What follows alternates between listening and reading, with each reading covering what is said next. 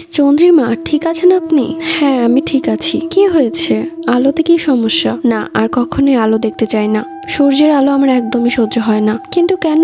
তুমি তো খুব ছোট, তুমি এখন এসব কিছুই বুঝবে না। যাই হোক, তুমি এত সকালবেলা ঘুম থেকে উঠে গেছো? হ্যাঁ, আমি তো প্রত্যেকদিন সকালবেলায় ঘুম থেকে উঠি। এখন দাদুকে ওষুধ খাওয়াতে যাব, তাই ভাবলাম আপনার সাথে একটু দেখা করে যাই। বেশ ভালো। ঠিক আছে, তুমি যাও তাহলে, আমি একটু ফ্রেশ হব। দাদু, দেখো আমি তোমার জন্য ওষুধ নিয়ে চলে এসেছি। দাদু, বাবা জলদি এসো, দাদুর কি জন্য হয়েছে?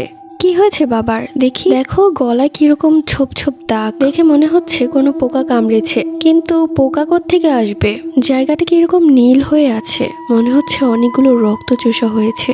কি ভুলভাল কথা বলছিস? কাল রাতে হয়তো তুই জানালাটা খোলা রেখেছিলি, আর সেখান থেকে হয়তো কোনো পোকা এসেছে। তাড়াতাড়ি ডক্টরকে ফোন করে আসতে বল। কিছুক্ষণের মধ্যেই চন্দ্রিমা ওই রুম থেকে দাদুর রুমে আসে, আর আমি অবাক হয়ে দেখলাম চন্দ্রিমাকে দেখে দাদু ভয় পাচ্ছে, চোখে ভয়ের ছাপ। আমি কিছুই বুঝতে পারলাম না। চন্দ্রিমা তো এই বাড়িতে নতুন এসেছে, তাহলে ওকে দেখে ভয় পাওয়ার কি আছে?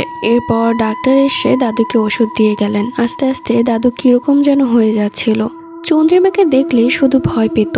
আর আমার কুকুর পিকু চন্দ্রিমাকে দেখে অনেক বেশি চিৎকার করত। বিষয়টা আমি আমার বান্ধবীর সাথে শেয়ার করলাম। তখন আমার বান্ধবী বলল ওর মা ওকে বলেছে বোবা প্রাণী তখনই চিৎকার করে যখন সে খারাপ কোনো কিছুর উপস্থিতি টের পায়। ধুর, আমি কি সব ভাবছি। চন্দ্রিমা এই বাড়িতে অতিথি, যে কোনো সময় সে চলে যাবে, আর অতিথিকে নিয়ে আমি এসব কি ভাবছি। দুপুরবেলা আমার পিসি বাড়িতে এলো। তিনি 4 মাসের অন্তঃসত্ত্বা। বাবুকে দেখার জন্য আমি অধীর আগ্রহে বসে আছি, কখন যে বাবু এই দুনিয়াতে আসবে আর আমি তার সাথে খেলা করব। পিসি সোফায় বসেছিল। ঠিক তখনই চন্দ্রিমা তার কাছে গিয়ে তার পেটে হাত বুলিয়ে দেয় এক লুলুপ দৃষ্টিতে। চন্দ্রিমার ব্যবহারে কেমন যেন আমার সন্দেহ লাগে। আসলেই কি তাই? বাবা, আমি কি আসতে পারি? হ্যাঁ, আয় না।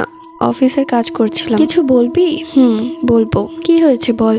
বাবা, চন্দ্রিমা কবে যাবে? তখন বাবা বলল, কেন, কি হয়েছে? ও আমাদের অতিথি। আর পূজা, তোমার কি কোনো অসুবিধা হচ্ছে নাকি? না, কিন্তু তার আচার আচরণ কেমন যেন অদ্ভুত। অতিথিকে ওরকম বলতে হয় না। বিকেল থেকেই বাবা আর চন্দ্রিমা উধাও। বাবাকে কয়েকবার কল করেছি, কিন্তু কল ধরেনি। কোথায় গেছে তারা? রাত 11টায় কলিং বেল বেজে উঠল। দরজা খুলে দেখলাম বাবা এবং চন্দ্রিমা দাঁড়িয়ে আছে। চন্দ্রিমা এবং বাবার গলায় মালা।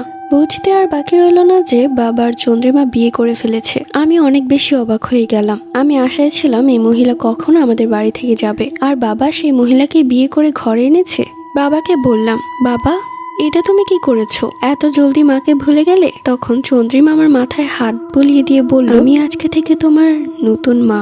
দাদুর চোখে মুখে ভয়ের ছাপ। চন্দ্রিমাকে দেখে খুব ভয় পাচ্ছেন তিনি। পরবর্তী গল্প পার্ট 3-তে।